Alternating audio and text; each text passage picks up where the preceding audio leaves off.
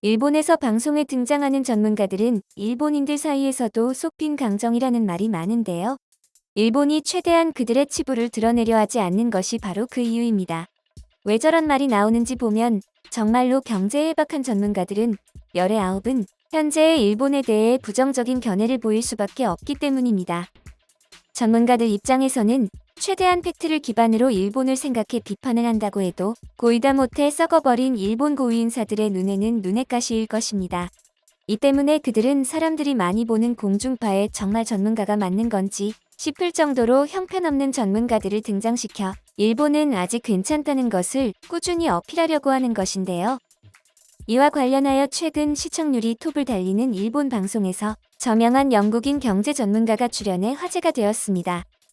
그런데 그가 그동안 한국의 빈 곳만을 이야기해오던 일본 방송과 전문가를 신랄하게 비판하는 장면이 생방송으로 송출된 것도 모자라 일본의 지금 상황은 다 자업자득이다라며 일침을 던지자 이를 듣고 있던 일본인 패널과 시청자들은 벌어진 입이 다물어지질 못했는데요.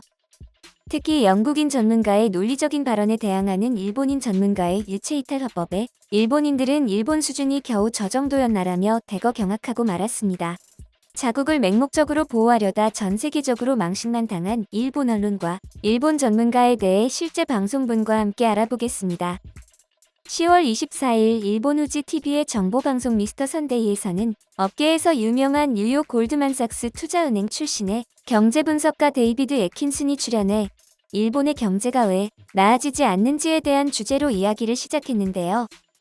지난 30년간 전 세계적으로 평균 임금이 상승세를 이어가던 와중에 일본만은 아무런 변화가 없어 한국에도 추월당한 지 오래입니다. G7 국가 중에서는 독보적으로 최하위를 달리고 있죠.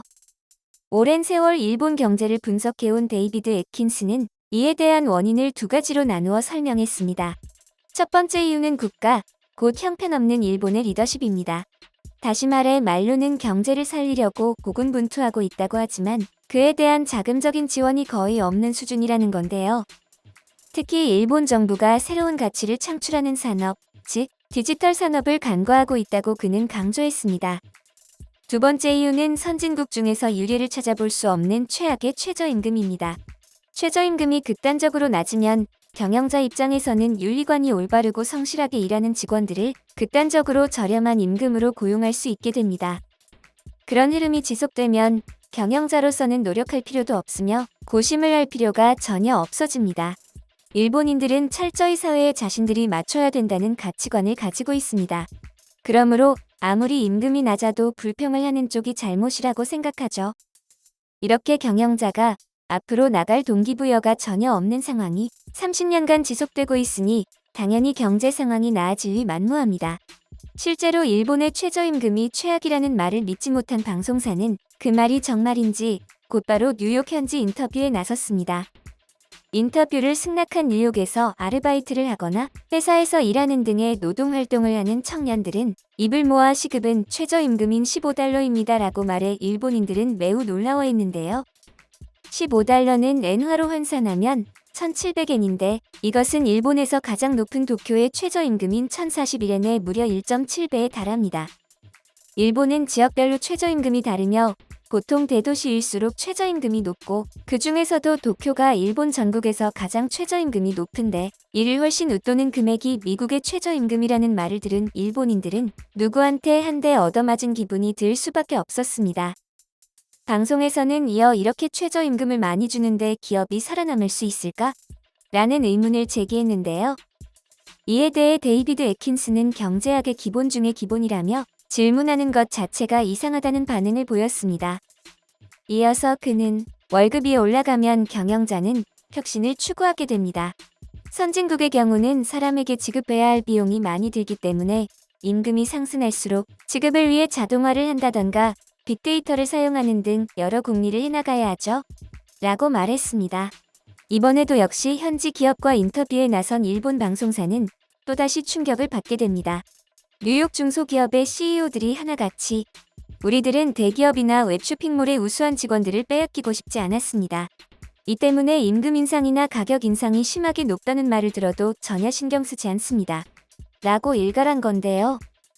즉, 노동에는 노동에 맞는 급여를 지불해야 하기 때문에 가격 인상은 당연하며 우수한 사원에게 충분한 급여를 주기 위해서라면 다소의 손해는 감안하겠다는 어떻게 보면 상식적인 이야기지만 대다수의 일본인들에게는 낯선 이야기일 것입니다.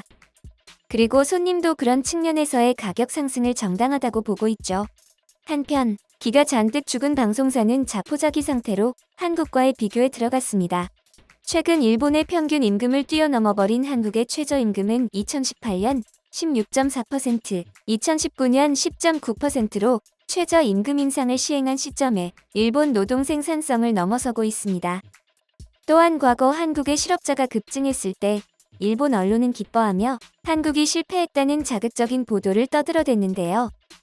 이에 대해 데이비드 애킨슨이 불행히도 그것은 역시 일본의 언론과 평론가가 빈 깡통이라는 증명이다라며 입을 열었습니다. 확실히 한국이 최저임금을 끌어올렸을 때 실업률이 상승한 건 맞습니다. 이걸 보고 일본 언론은 역시 최저임금은 절대 올리면 안 된다라고 판단하며 한국을 마음껏 물어뜯었죠. 하지만 일본 언론은 그 다음을 간과했습니다. 당장 눈앞의 결과만 보고 무관심 사고 정지했다고 해야 하나. 결국 두 번째로 임금을 상승시키자 한국의 노동 생산성은 일본을 처음으로 뛰어넘었습니다. 결과에 대해서는 데이터가 말해주고 있습니다.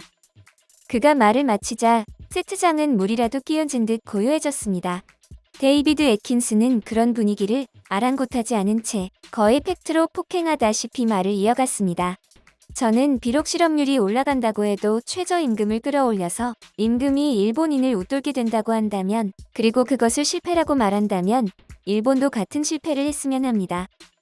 이는 곧 한국으로 치면 영국인이 생방송에서 일본을 경제적 모델로 삼아야 된다고 발언하는 것과 같기 때문에 그들의 자존심을 건드릴 수밖에 없었습니다. 그리고 일본인들은 나름대로 논리를 펼쳐가며 응수했는데요. 도쿄 대학의 가와구치 다이지 교수는 최저임금을 올리면 노동의 비용이 오르기 때문에 기업들은 기계로 노동자들의 자리를 대체할 것입니다. 회사에 남아있는 사람들은 임금이 올라서 기뻐하겠지만 직장을 잃어버리는 사람들이 대거 나올 것입니다. 라고 이야기했습니다. 이에 대해 데이비드 애킨슨은 반론했습니다. 일본은 뉴스나 방송 등을 전체적으로 봤을 때 글로벌리즘이 싫다던가 신자유주의는 안 된다던가, 다시 말해 전부 현상 유지만 고집하고 있습니다. 현상 유지의 연장선에 대체 무엇이 있나? 결국 당신들의 임금도 현상 유지라는 것이 있을 뿐입니다. 불평을 말해도 자업자득일 뿐인 결과입니다. 여기서 분명한 것은 일본은 어떻게든 드라마틱한 변화가 없으면 경제 성장이라는 과실은 손에 넣을 수 없다는 것이 데이비드 애킨슨의 주장이었습니다. 일본인들 또한 뭔가 느낀 점이 있었는지 대다수가 데이비드 애킨슨의 주장을 지지하고 있으며 허를 찔린 일본인 패널들의 표정이 가관이라는 반응이 줄을 이었습니다. 관련 보도의 일본인 댓글 반응입니다. 임금을 올리면 싫어도 경영진이 노력한다고 말씀하셨군요. 그 말 그대로입니다. 국리, 노력을 안 하는 기업은 도태되면 됩니다. 현상 유지를 사랑하는 일본은 세계적으로 봤을 때 쇠퇴해가고 있다는 거네요. 지금보다 더 가난해져도 일본인의 성질은 변하지 않을 것입니다. 어떻게든 일본을 탈출하고 싶네요. 젊은이들은 진지하게 생각해보세요. 이 방송에서 키무라 타로가 일본은 월급도 싸지만 물가도 싸기 때문에 문제 없다고 했는데 일본 국내만으로 전부 조달할 수 있다고 보는 거야? 그렇다면 이제 해외 물건은 살 수 없게 되는데, 이제 일본은 체력이 너무 없어서 앞으로 과감하게 굴지 않으면 평생 거지 신세일 거야. 키무라 타로라는 유명 방송인은 앞서 소개한 방송에서 빅맥 지수를 예로 들며 일본은 잘하고 있다고 설명하여 현재 욕을 바가지로 먹고 있는데요. 그는 미국의 최저임금이 15달러라는 건 의미 없다. 미국에서 15달러로 살 수 있는 것을 일본에서는 1000엔이면 살 수 있기 때문이다. 미국은 인플레가 심해져서 돈의 가치가 낮아지고 있지만 일본은 구매력에 변함이 없어 사실상 일본은 괜찮은 상태다. 라고 주장했습니다. 방송을 본 일본 네티즌들은 나라망신이라며 창피해하고 있습니다. 키무라 씨가 빅맥 지수와 달러, 엔에 관해 독자적인 해석을 하고 있지만 이 사람은 정말 경제음치네요. 경제에 관해서 이 사람의 말은 무시하는 게 좋습니다. 키무라 타로, 빅맥 지수의 해석이 반대이다. 애킨슨 씨의 시점은 날카롭다고 생각합니다. 키무라 타로는 입을 닫았으면 좋겠다. 실제로 일본 현대 비즈니스의 최신 보도에 의하면 그 나라의 임금 수준을 판단하는 기준이 되는 빅맥 지수는 일본의 경우 상당히 낮은 축에 속하며 폴란드, 태국, 파키스탄 등보다 낮습니다. 빅맥 지수는 곧 그 나라의 임금의 국제적인 위치를 나타낸 것인데, 일본의 빅맥 지수가 세계 수준보다 낮은 것은 일본의 임금이 세계 수준보다 낮은 것을 보여주기 때문에 결코 자랑할 만한 문제가 아닌 것이죠. 일본은 현재 굳게 닫힌 엘리베이터를 타고 내려가는 것과 같은 상황입니다. 엘리베이터는 내려가지만 엘리베이터 안에서 밖의 모습은 보이지 않으며 엘리베이터 안에 있는 사람과의 관계는 변하지 않죠. 곧 외국과의 비교로 자신들의 지위가 내려가고 있다는 것을 자각하지 못한 일본은 그렇게 내리막으로 향할 일만 남을 것으로 보입니다.